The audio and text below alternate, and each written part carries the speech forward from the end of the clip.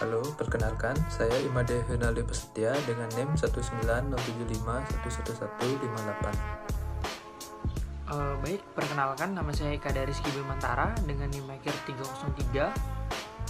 Adapun materi yang akan kami bahas, yang pertama ada peran dari WTO, yang kedua yaitu peran GATT, kemudian yang ketiga hubungan WTO dan GATT dengan kebijakan perdagangan negara.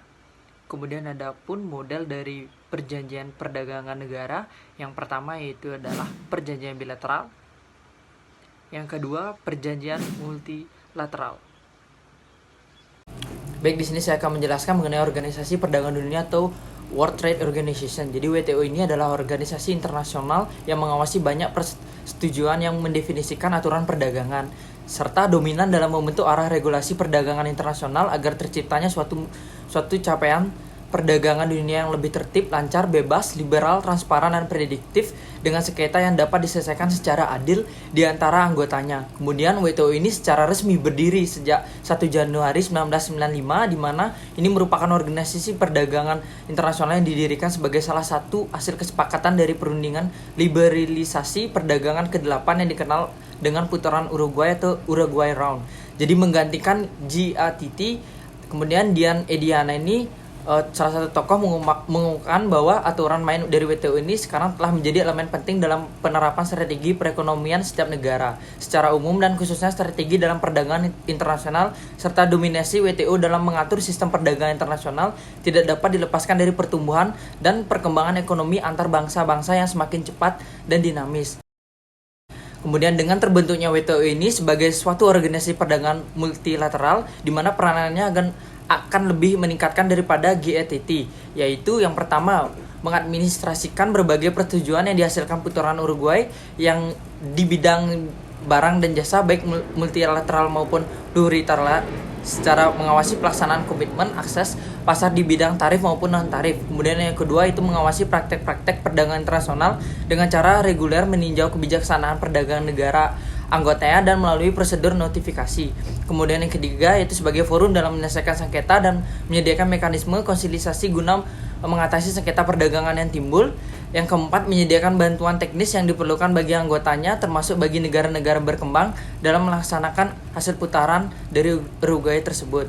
Kemudian yang terakhir itu sebagai forum anggota negara untuk terus-menerus melakukan perundingan pertukaran konsesi di bidang perdagangan guna mengurangi hambatan perdagangan dunia.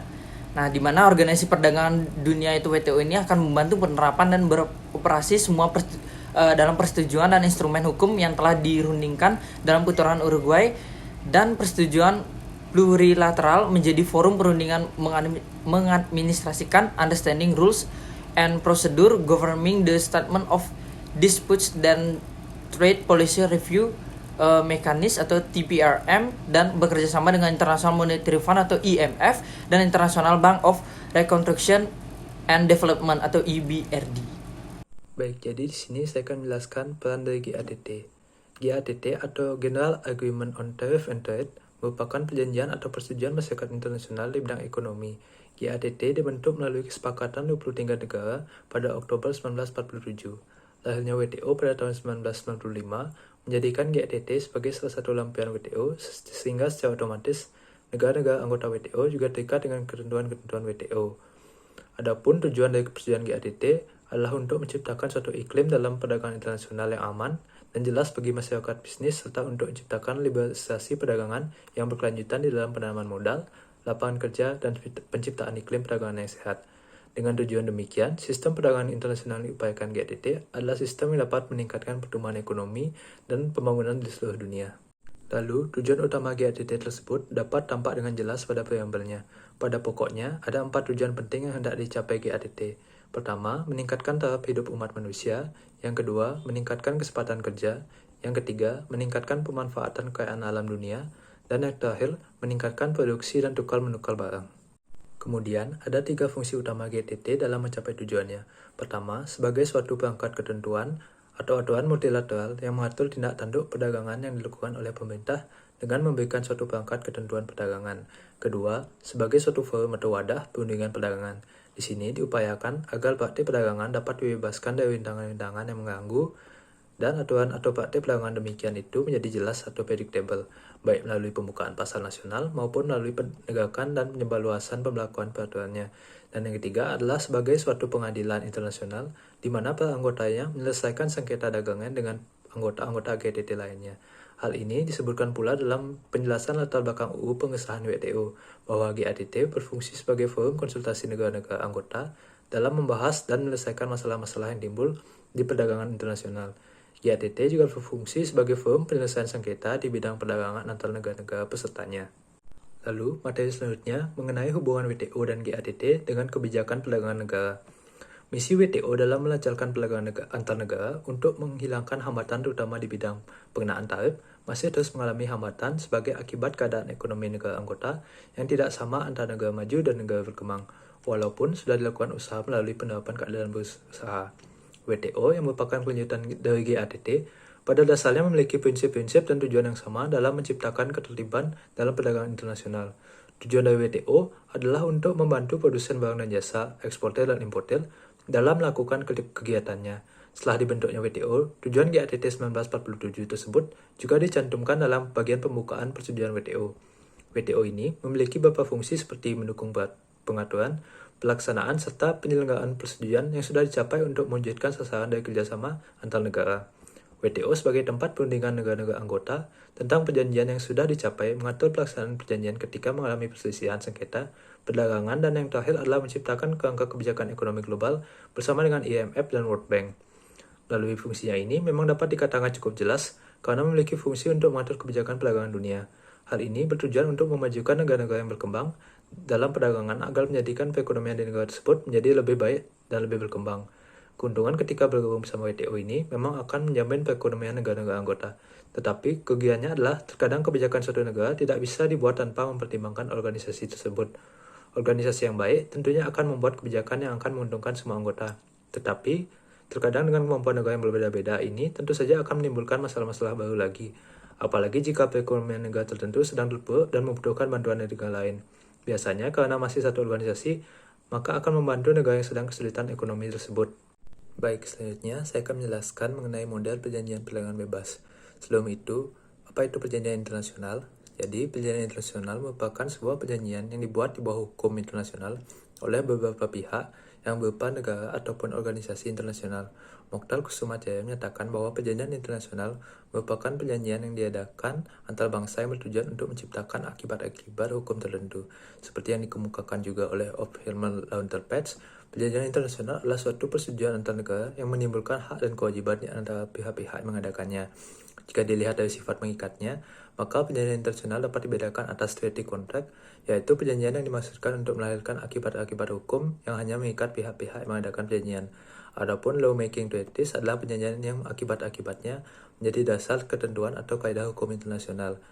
Perjanjian internasional dibuat melalui 3 proses, yaitu perundingan atau negotiation, penandatanganan atau signature, dan pengesahan atau ratification. Kemudian, jika dilihat dari jumlah negara yang menjadi pihak, maka perjanjian internasional ini dibedakan menjadi perjanjian internasional bilateral dan perjanjian internasional multilateral. Baik, di sini saya akan menjelaskan mengenai perjanjian bilateral, di mana perjanjian ini merupakan hasil dari adanya diplomasi bagi negara-negara yang akan mengadakan kerjasama dan didasarkan pada kehendak para pihak, sehingga hak dan kewajiban yang muncul dari perjanjian tersebut hanya membebani negara pihak saja. Adapun tahapan pembelakuan yang digunakan bagi perjanjian bilateral hanya mengenal 2 tahap saja, yaitu perundingan serta pengesahan atau penandatanganan untuk melegalisasi suatu naskah perjanjian internasional yang telah disepakati oleh kedua pihak. Nah, pada tahap perundingan tersebut biasanya masing-masing negara pihak menunjukkan perwakilan negara masing-masing untuk melakukan negosiasi. Biasanya perwakilan ini akan dilengkapi dengan dokumen full power yang berfungsi sebagai bukti bahwa orang tersebut secara sah mewakili negaranya dalam perundingan tersebut, dan setiap tindakannya yang dianggap perlu dilakukan selama perundingan. Tidak hanya itu, dokumen full power ini juga berfungsi untuk menjelaskan ruang lingkup tugas yang diberikan kepada individu tersebut sebagai perwakilan dari negaranya. Kemudian keberlakuan suatu perjanjian ini biasa diatur dalam perjanjian itu sendiri. Misalnya pada perjanjian bilateral dinyatakan berlakunya pada saat penandatanganan oleh para pihak yang melakukan perundingan, sehingga kekuatan keberlakuan ini mengikat para pihak untuk menghormati apa yang telah dirumuskan secara bersama-sama. Nah, dalam perjanjian tersebut kekuatan berlakunya suatu perjanjian bilateral juga membuat para pihak agar tidak mudah untuk merubah secara sepihak apa yang telah dirumuskan di dalam perjanjian.